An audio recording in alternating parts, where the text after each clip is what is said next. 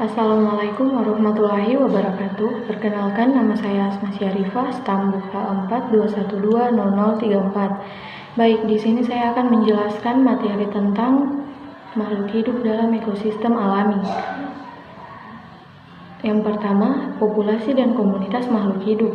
Populasi adalah sekelompok makhluk hidup dengan spesies yang sama, yang hidup di suatu wilayah sama dalam kurun waktu yang sama-sama pula. Anggota-anggota populasi secara alamiah saling berinteraksi satu sama lain dan bereproduksi di antara sesamanya. Komunitas adalah kumpulan populasi berbagai jenis makhluk hidup yang saling berinteraksi. Yang pertama, netral, kompetisi, mutualisme, predasi, parasitisme, dan komensalisme. Selanjutnya, berbagai bentuk ekosistem alami antara lain ekosistem darat terdiri atas beberapa ekosistem, diantaranya ekosistem hutan, hujan tropis, sabana, padang rumput, dan gurun.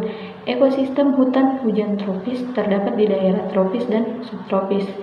Ekosistem air terdiri atas beberapa ekosistem, yaitu ekosistem air tawar, ekosistem air laut, ekosistem sungai, dan terumbu karang. Dan yang ketiga, ekosistem buatan adalah ekosistem yang diciptakan manusia untuk memenuhi kebutuhannya. Selanjutnya, aliran energi dan materi dalam ekosistem alami. Siklus materi.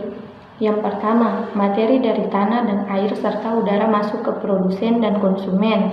Kemudian oleh pengurai dikembalikan lagi ke dalam air, tanah maupun udara dalam bentuk mineral dan gas yang diambil lagi oleh produsen.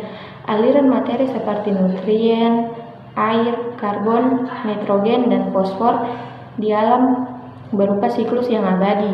Beberapa siklus materi. Yang pertama, siklus air, karbon, oksigen, dan nitrogen. Kemudian aliran energi, memperoleh energi dari sinar matahari. Energi ini kemudian pindah ke produsen, konsumen, dan akhirnya ke pengurai. Sedangkan sebagian lain terbesar ke lingkungan.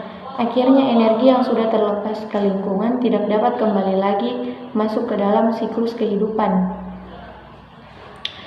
Selanjutnya, macam-macam bentuk pola kehidupan yang dapat dibagi menjadi 3. Yang pertama, pola kehidupan di darat dapat mengalami perubahan menurut musim. Misalnya, pada waktu hujan, kelembapan udara cukup tinggi, tanah basah, tumbuhan hidup subur. Dan pada waktu musim kemarau, kelembapan udara menurun, tumbuhan sebagian mati. Kemudian yang kedua, pola kehidupan di air. Lingkungan hidup dapat dibedakan menjadi yang pertama, lingkungan air tawar, yaitu sungai, rawa, kolam, dan parit. Yang kedua, lingkungan air asin, yaitu laut. Yang ketiga, lingkungan air payau, yaitu danau dan air tawar. Kemudian yang ketiga, pola kehidupan khas. Hubungan timbal balik antara komponen dan suatu ekosistem merupakan pola kehidupan dalam suatu komunitas. Ya, cukup sekian materi yang dapat saya jelaskan. Kurang dan lebihnya saya mohon maaf. Wassalamualaikum warahmatullahi wabarakatuh.